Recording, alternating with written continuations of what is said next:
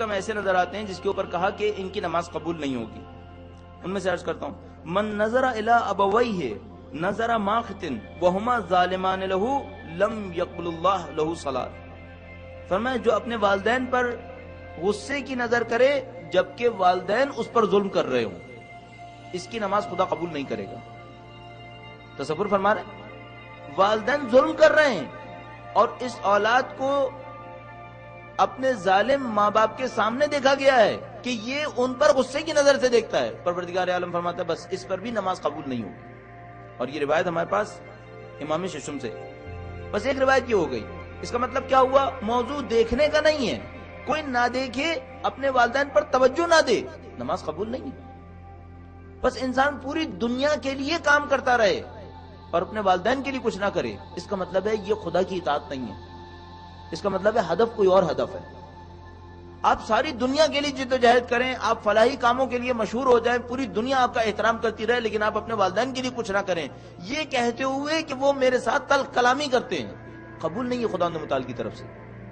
پروردگار عالم اس روایت کے اندر ارشاد فرمایا وہ ظلم بھی کر رہے ہوں اور یہ غصے کی نظر سے دیکھے، اس کی نماز قبول نہیں ہے. اس کے بعد من اغتاب مسلما او مسلمتا لم يقبل اللہ صلاته ولا صيامه 40 یوما ولیلہ الا ان یغفر له صاحبہ. فرمایا جو کسی مسلمان مرد یا مسلمان عورت کی غیبت کرے، اللہ اس کے نماز اور روزے کو 40 شب و روز تک قبول نہیں کرے گا مگر یہ کہ جس کی غیبت کی گئی ہے وہ معاف کر دے. بس نماز ایک جامع عمل نظر آتا ہے کہ نماز فقط یہ 4 رکعت نماز مسجد کے اندر یا گھر کے اندر پڑھ لینا یہ کافی نہیں ہے. اس کو قبول کروانے کے لیے پوری زندگی تبدیل کرنی پڑے گی. کہ فرمایا جو والدین کے حقوق کو ادا نہ کرے اس کی نماز قبول نہیں ہے، جو مسلمان کی غیبت کرے اس کی نماز قبول نہیں ہے. اچھا کیا غیبت نہ کرے اور اس کو اذیت و آزار پہنچائے تب قبول ہے؟ ظاہر قبول نہیں ہے. غیبت کرنے پر نماز قبول نہیں ہے، پس کوئی اذیت و آزار کا سبب بن رہا ہے تب تو یقیناً قبول نہیں ہے.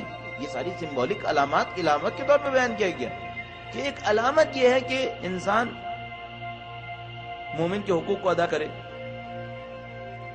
اس کے بعد ایک اور فرمایا کہ جو الاستخفاف بها وعدم المحافظت علیہا، جو اپنی نماز کو کم شمار کرے اور اس پر محافظت نہ کرے، اس کی پابندی نہ کرے. کل اس کے سلسلے میں عرض ہوا کہ اول وقت ادا کرنا فرمایا رضوان خدا ہے اور آخر وقت ادا کرنا غفران خدا ہے.